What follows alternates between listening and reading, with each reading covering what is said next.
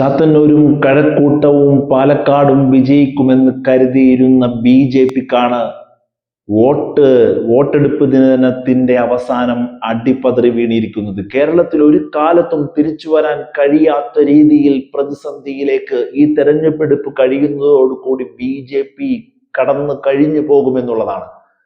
Palakkad not വിവാദവുമായി ബന്ധപ്പെട്ട് ഒരു അക്ഷരം ഉരിയാടാൻ പോലും കഴിയാതെ ശോഭാ സുരേന്ദ്രൻ എന്ന് പറയുന്ന നേതാവും അതിന് കൃത്യമായി പിന്തുണ പ്രഖ്യാപിച്ച് മുന്നോട്ട് വന്ന ഒരു നേതാവിന് പോലും അതിനൊരു പ്രതിരോധം തീർക്കാൻ കഴിഞ്ഞില്ല എന്നുള്ളതുമാണ്. പാലക്കാട് പിഷാരടിയും NMR റസാക്കും എന്നുള്ള രീതിയിലേക്ക് വോട്ടേഴ്സിന്റെ മനസ്സിൽ ഒരു തീപ്പൊരി ഇടാനാണ് ആ വിവാദത്തിന് കഴിഞ്ഞത് എന്നുള്ളതാണ്.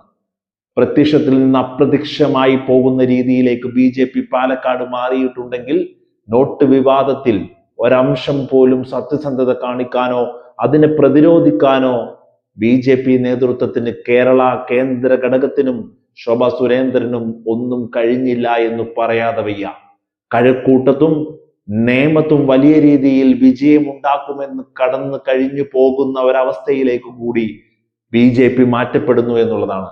100% ഉറപ്പിച്ചു പറയാം, കഴക്കൂട്ടത്തും നേമത്തും ബി.ജെ.പിക്ക് പാലക്കാട്ടെ നോട്ട് വിവാദം വലിയ രീതിയിൽ ഒരു അടിയായി മാറും. ഇവിടെ കേന്ദ്ര നേതാക്കൾ വന്ന് തമ്പടിച്ചിട്ടോ സാക്ഷാൽ പ്രധാനമന്ത്രി നിരവധി തവണ വന്നതോ ഒന്നും ജനം ഓർത്തിരിക്കില്ല. ഇത് ഹിന്ദി ഹൃദയഭൂമിയിൽ നിങ്ങൾ ഉണ്ടാക്കുന്ന വലിയ തേരോട്ടം പോലെയല്ല കേരളത്തിന്റെ മണ്ണ് എന്ന് പറയേണ്ടി വരും. കാരണം കേരളത്തിലെ സാക്ഷരതയുള്ള പ്രബുദ്ധരായ രാഷ്ട്രീയ ബോധ്യമുള്ള പൊതുമനസ് കൃത്യമായി നിങ്ങളെ തള്ളിക്കളയും എന്നുള്ളതിന്റെ ഉദാഹരണം കൂടിയായി മാറും മെയ് 4 തെരഞ്ഞെടുപ്പ് എന്നുള്ളതാണ്. സമ്പൂർണ്ണ വട്ടപൂജ്യമായി ബി.ജെ.പി മാറുന്നു എന്നുള്ളതാണ്. Congress, BJP, LDF, CPIM deal എന്ന് പറഞ്ഞിടത്ത് നിന്ന് പൊളിഞ്ഞടുങ്ങിപ്പോകും കോൺഗ്രസിന്റെ വാദവും UDFന്റെ വാദവും എന്ന് വരാനിരിക്കുന്ന വോട്ടെണ്ണൽ ദിനം ഈ കേരളത്തിന് നേർസാക്ഷ്യമായി മാറും. ശക്തമായ മത്സരമാണ് കേരളത്തിൽ CPM, LDF പല മണ്ഡലങ്ങളിലും ബി.ജെ.പിക്ക് മേൽ വെച്ചിട്ടുള്ളത് എന്നും നമുക്ക് നിസ്സംശയം പറയാം.